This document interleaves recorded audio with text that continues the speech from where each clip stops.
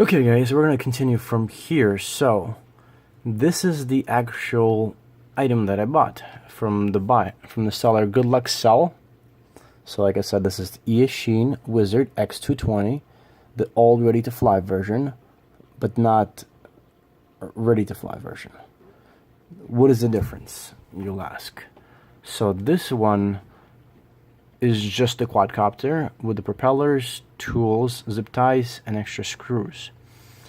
The ready-to-fly version comes with all of these items, plus the controller, which I believe is the FlySky i6. Comes pre-binded, pre-set up, obviously pre-tuned, just like this one. Gives you the battery as well, and the charger for the battery. This version does not. And now, the reason I chose this because I actually have drone repair experience and quadcopter and FPV racer build experience as well. So my plan for this particular quadcopter is to fly it as is for now, then modify it, change the motors, possibly change the ACs, upgrade the camera, add OSD telemetry on it, possibly upgrade the video transmitter. And then after I get some more practice with this quad, I'm going to do a fresh build. At the moment, I'm thinking BLHeli's ESCs again, because they are most trusted on the market. Emax RS2205S motors that are 2300 kV. 4-cell setup. Possibly Betaflight F3 flight controller, because I did hear a lot of positive feedback about it, so I want to give it a try since it has everything built in. And the Martian Frame.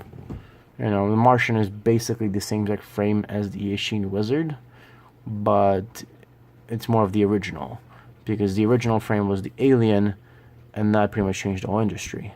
And that's when we started getting the X frames. But the Martian is just a copy of it.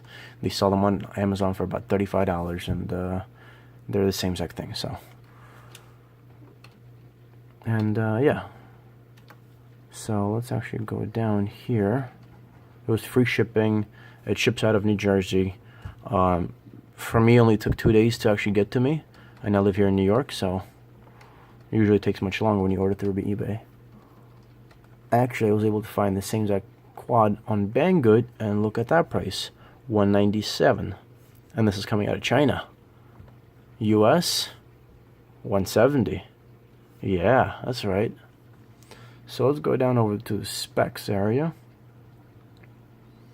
So this is the Eachine Wizzard 220mm frame, which usually I measure diagonally from the center of one motor to the center of the other motor across.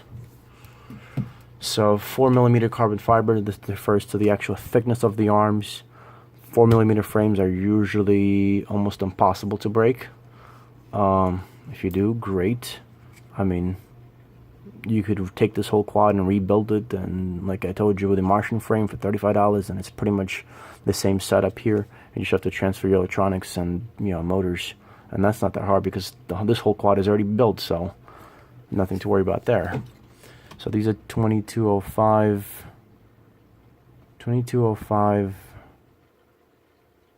Where was it? 2205 2300 kV motors that supports up to 5-inch. I don't think you could put 6-inch props on here. It doesn't seem like you have the space. Although at the same time, the QEV 250 frame, they always said that it's meant for 5-inch props, but I was able to stick a 6-inch and it flew just fine. So that's for me to test out later on. So Eachine 20 ampere BLHeli ESCs that would need to be upgraded. One more thing I forgot to mention is the total takeoff weight, as they say, is 535, but that depends on what kind of equipment you're running aside from what's already included. So the regular weight without the battery is 364 grams.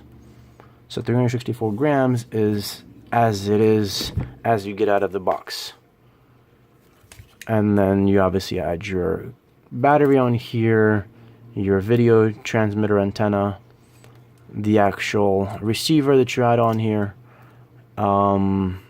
and a GoPro or some other camera that you would use to actually record all your flight. So let's go down here. 700 TVL camera. So this is actually based off the HS177 camera that's very popular online. You could find many different versions of it. You know, Runcam is one of them. I believe that's like one of the more popular brands. And then Rotoride had, I think Runcam also made the version of theirs, so that's pretty popular too. I'm not sure what the actual differences between them yet. This would be, you know, I think in the future I'll be doing more reviews, so I'll be able to tell you then. So it is a CMOS camera, 700 TVL, 127 degree it's 110 degrees field of view.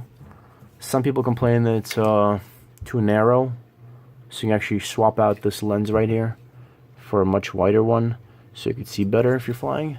Kind of, you know, it's a personal preference really, so not that hard. You know, just take some pliers, unscrew the old lens, put the new lens back on, make sure that it's the right distance from the actual sensor. This way the image is nice and crisp, and yeah, it's about it. So it's not that difficult. You could do it.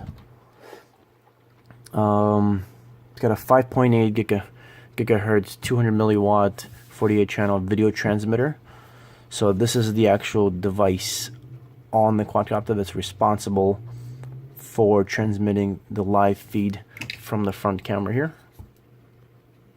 And the video transmitter is located right here, and I'm not sure if you can see that.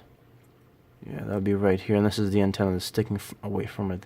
Like I told you before, make sure you have the antenna on it before you turn on the quad, otherwise you're going to burn out the video transmitter.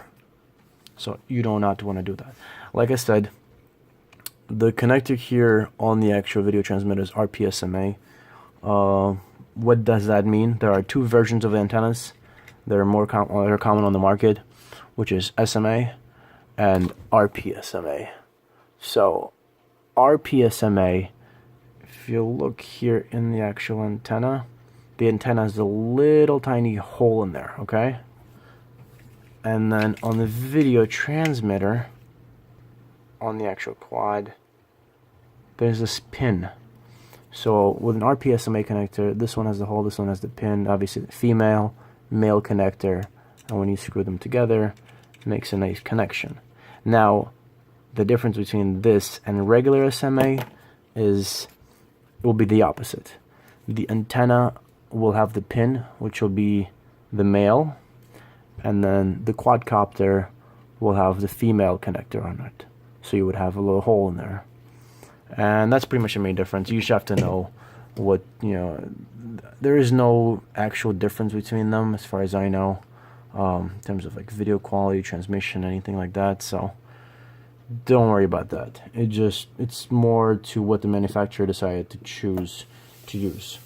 On this particular quad, the Eachine Wizzard X220, the actual connector they decided to use is the RPSMA, which means if you're going to order an aftermarket antenna, like the one I got here, so I got the SpiroNet antenna by Immersion RC, and these are like Fat Shark antennas.